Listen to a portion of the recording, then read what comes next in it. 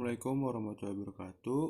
Kami dari kelompok perdagangan internasional yang beranggotakan Afrizal Akmal, Faliha Ramzar, dan juga Fazil Samagohar ingin menyampaikan materinya.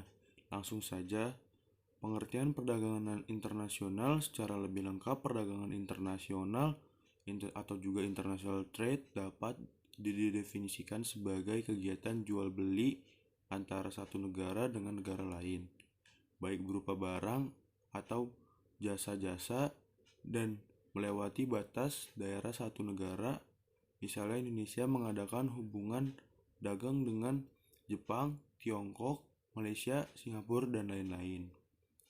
Perdagangan internasional dapat digolongkan menjadi dua kegiatan ekonomi, baik yang dilakukan perorangan maupun badan usaha antara lain sebagai berikut. 1. Kegiatan menjual barang ke luar negeri disebut ekspor, pelakunya disebut eksportir. 2. Kegiatan membeli atau barang dari luar negeri disebut impor, pelakunya disebut importir.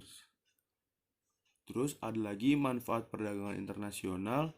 Setiap negara yang terlibat dalam kegiatan jual beli dengan negara lain akan memperoleh beberapa manfaat, antara lain sebagai berikut. 1. Tingkat kepuasan yang lebih tinggi. Artinya dengan adanya perdagangan internasional akan makin banyak alat pemuas kebutuhan yang berupa barang dan jasa, sehingga makin banyak pula alternatif untuk memuaskan kebutuhan. 2. Tukar-menukar barang dari dan ke berbagai negara. 3. Pergerakan sumber daya melewati batas-batas wilayah negara. 4. Pertukaran dan perluasan penggunaan teknologi sehingga dapat mempercepat pertumbuhan ekonomi negara yang terlibat dalam perdagangan. 5. Peningkatan produksi barang dan jasa secara besaran melalui dalam hal ini suatu negara yang mengadakan hubungan dagang dengan negara lain tidak perlu memproduksi semua barang dan jasa yang dibutuhkan, tetapi hanya akan menghasilkan barang dan jasa yang menguntungkan. 6. Efisiensi, bahwa penerapan metode produksi baru dapat meningkatkan produksi secara besar-besaran sehingga biaya dapat ditekan serendah mungkin. 7. Sebagai sumber pendapatan, devisa, artinya apabila nilai ekspor daripada nilai impor terjadilah surplus neraca perdagangan.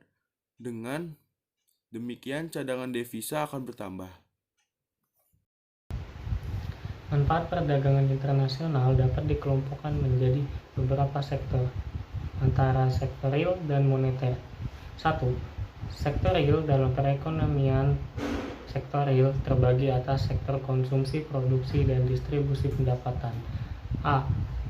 Sektor konsumsi. Dengan adanya perdagangan internasional, masyarakat dapat mengonsumsi barang yang dapat dihasilkan di negara sendiri. Dengan demikian, perdagangan internasional dapat meningkatkan pemenuhan kebutuhan.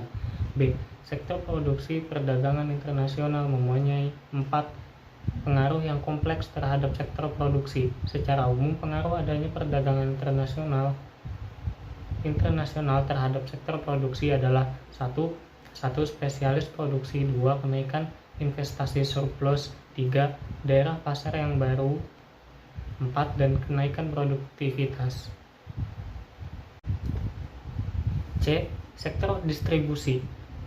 Pendapatan. Dengan adanya perdagangan internasional, terjadi hubungan luar negeri yang akan mempengaruhi distribusi pendapatan melalui dua saluran utama, yaitu perdagangan dan aliran modal. 2. Sektor moneter. Sektor moneter adalah kegiatan yang dapat mempengaruhi posisi keuangan suatu. Pengaruh perdagangan internasional terhadap sektor antara lain sebagai berikut. 1. Perolehan devisa, baik dari perdagangan maupun perdagangan. 2. Menghindari krisis ekonomi. kelebihan ataupun kekurangan produksi yang dapat diatasi dengan perdagangan internasional. Kerjasama di bidang perbankan sehingga dapat melancarkan transaksi yang terjadi antar negara. C. Faktor pendorong dan penghambat perdagangan internasional. 1. Faktor pendorong perdagangan internasional. Dalam perdagangan internasional, yang melakukan perdagangan atau pertukaran bukanlah antar negara melainkan antar penduduk suatu negara dan negara lain. Beberapa faktor yang mendorong terjadinya perdagangan internasional sebagai berikut. A. Adanya keterbatasan kemampuan suatu negara baik kekayaan alam maupun yang lainnya. Tidak semua barang yang dibutuhkan oleh suatu negara mampu diproduksi sendiri. Untuk itulah diperlukan jual beli atau perdagangan antar bangsa. B. Keinginan suatu negara untuk mendapatkan teknologi yang lebih modern dalam rangka memperdayakan sumber daya alam di dalam negeri. C. Perbedaan kemampuan negara untuk mengolah sumber daya ekonomi. Hal ini dapat menyebabkan biaya produksi di suatu negara relatif lebih murah jika dengan biaya produksi di negara lain. 2. Faktor penghambat perdagangan internasional. A. Tidak stabilnya kondisi politik suatu keamanan negara. B. Perbedaan mata uang antar negara. C. Tidak stabilnya kurs mata uang asing. D. Kebijakan ekonomi internasional yang dilakukan oleh pemerintah. E. Kualitas sumber daya yang sangat rendah. D. Teori perdagangan internasional. Dalam rangka membahas hal tersebut, dikenal beberapa teori perdagangan internasional antara lain sebagai berikut. Yang pertama ada teori kaum merkantilisme. Dalam sektor perdagangan luar negeri, kebijakan merkantilis berpusat pada dua ide pokok berikut, yaitu pemumpukan logam dan setiap politik perdagangan ditujukan untuk menunjang kelebihan ekspor di atas impor. Yang kedua ada teori keunggulan mutlak atau absolut. Teori ini dikemukakan oleh Adam Smith. Menurut teori ini, suatu negara akan mengekspor barang tertentu karena memiliki keunggulan mutlak dalam produksi barang.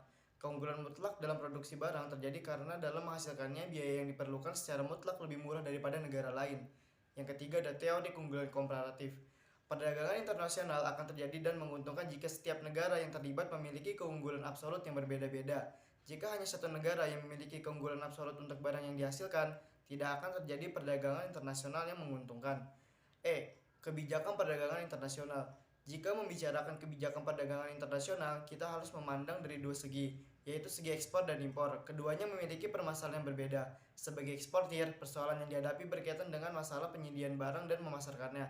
Adapun sebagai importir, persoalan berkaitan dengan cara pemasaran barang-barang yang akan diimpor serta cara kemungkinan melakukan produksi barang-barang substitusi impor. Sekian presentasi dari kelompok kami. Wassalamualaikum warahmatullahi wabarakatuh.